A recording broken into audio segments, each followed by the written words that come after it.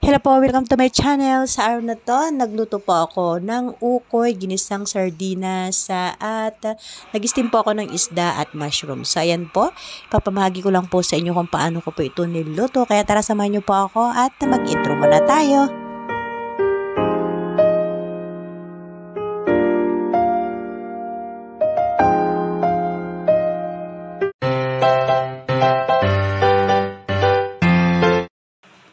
Ito po ang ating mga sangkap sa ating pagluluto. Kaya tara, umpisahan na po natin. Ito po yung dried na hipon. So, ayan po, po muna ako. Hiwa po ako ng sibuyas. Hiwa ko po yung sibuyas hanggang sa maliliit po. So, ayan. Okay po yung gagawin kong titimplahan muna at lulutuin.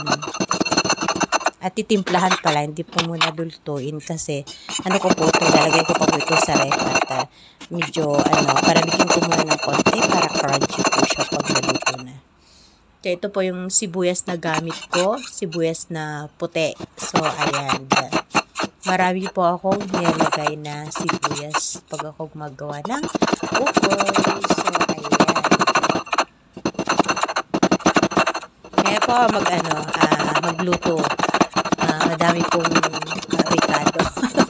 Para syempre, masarap. Di po ba?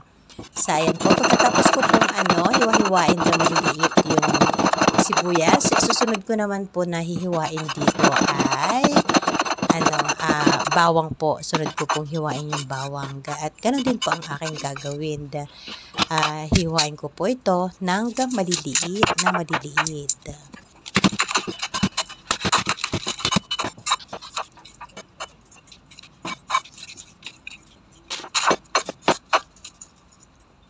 Ito po muna yung inuna ko kasi sabi ko nga kanina, lalagay ko po muna ito sa ref muna para palamigin. Para pag naprito na, medyo malutong-lutong. Yung iba naman, kung kayo mo nang lagay at nagmamadali kayo, pwedeng lagyan nyo po ng ice. Yan, para, yun po ang sikreto para lumutong po prito. So, ayan. So, ito na po. Titimplahan ko na po ito. Maglalagay na po ako dito ng konting paminta.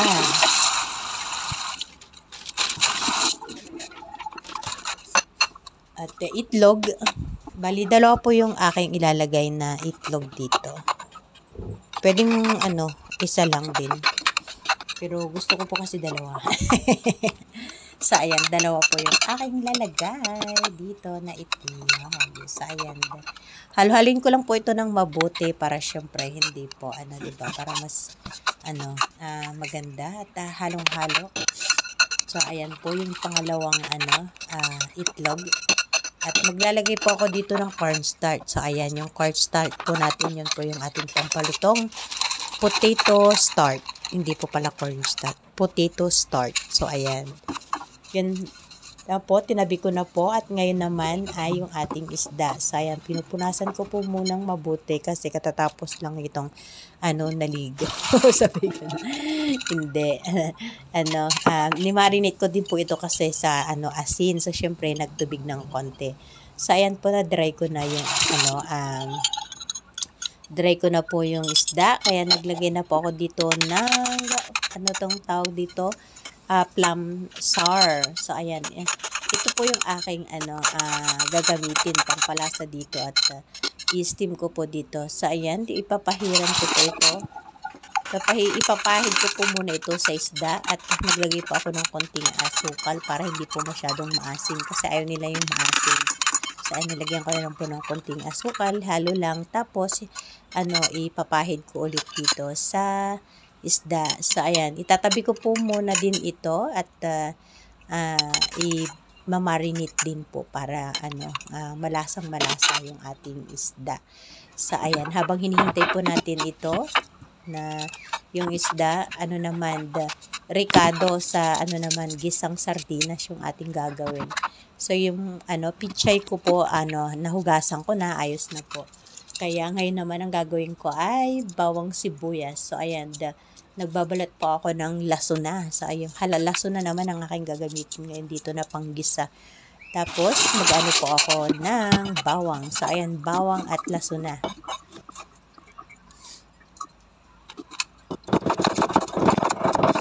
Ayan po, tagtarin lang po natin ito ng pinong-pino, bawang, tapos yung sibuyas. Sibuyas, hiwain lang po yan ng ganyan. Okay na po yan. So, ayan po. At bubuksan ko na po yung aking sardinas. So, ito po yung aking sardinas na gagamitin. Ayan. At ito po muna yung aking iluluto. Gigisain ko po muna ito. Habang hinihintay ko po at nimamarinate ko po yung isda. At yung ating pinapalmig yung ating okoy. So, ayan. Okay na yung ating sardinas. Kaya magigisa na po ako. Yan po, maglagay na po ako dito ng konting mantika. At syempre, lalagay ko na po dito yung bawang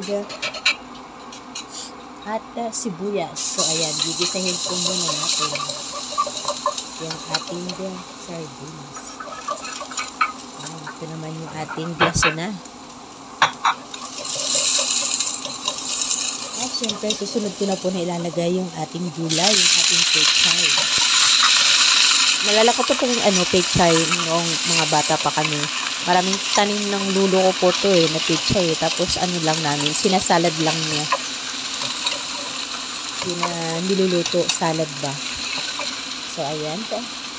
Madali lang po yung maluto, yung ating pechay. Kaya, ilalagay ko na po dito yung sardinas. Ayan.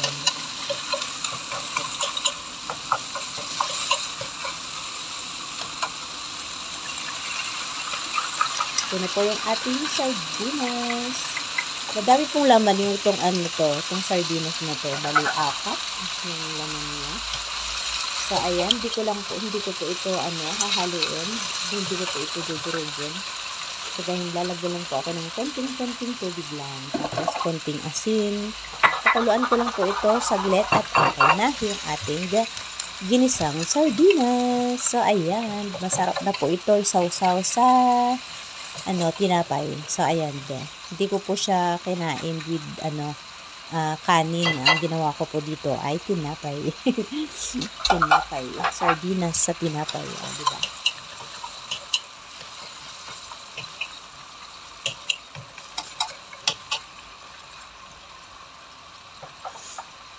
Ayan.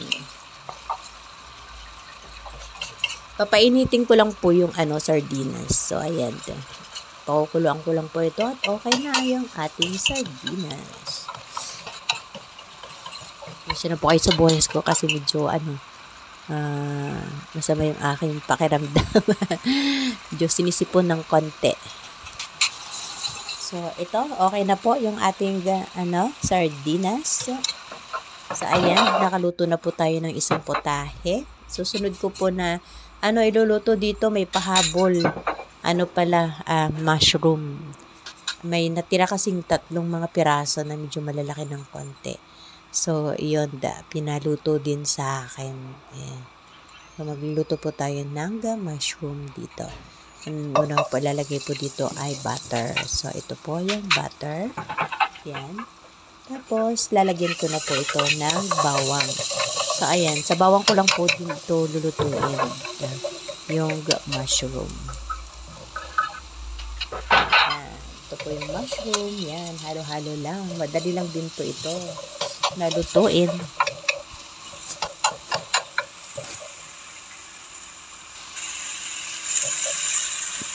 So, ayan po. Balik na rin lang po natin ito. Haluin. At maya maglalagay na po ako dito ng konting oyster sauce at konting asukal.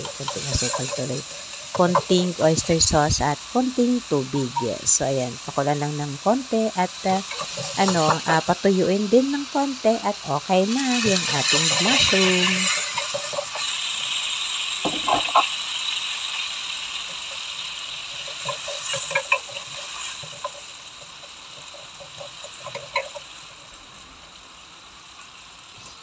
Yan, no? O, diba?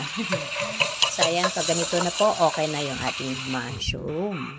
So, ayan. Ito na po yung ating ginisang sardinas at ito naman yung ating ginawang nilotong, natawag doon, yung tinimplang okoy. So, ayan, piprito na po natin. Sige lang po, piprito ko lang po ito ng ganito hanggang sa matapos po ako na magprito.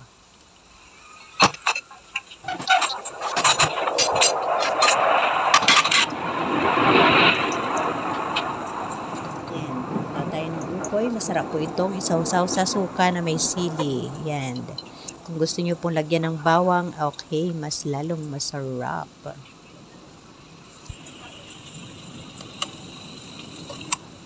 Ginawa ko po dito, sinasaw ko din sa bawang at sinawsaw ko sa suka na may sili, na may konting bawang. So, ayan.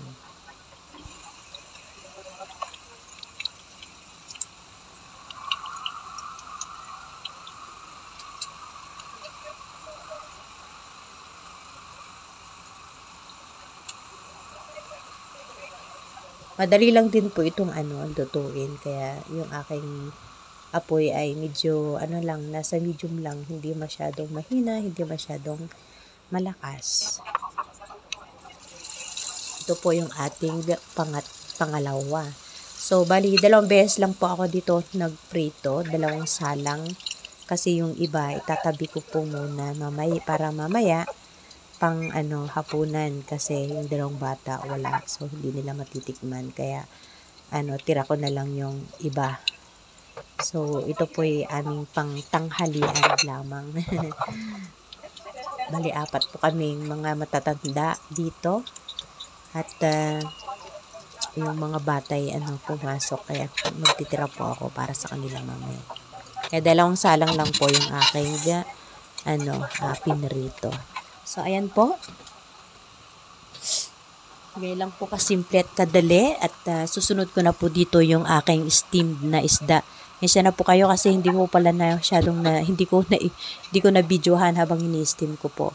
So, yun lang po. Maraming salamat pong muli sa inyo lahat. At please don't forget to like, share, comment, and subscribe. And don't forget to click the notification bell na rin po para updated po kayo sa lahat ng mga videos na ina-upload ko po.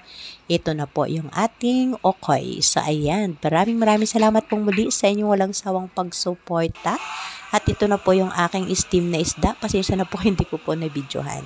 Maraming salamat po. Bye! Thank you po. God bless everyone. See you po sa susunod ko pong videos.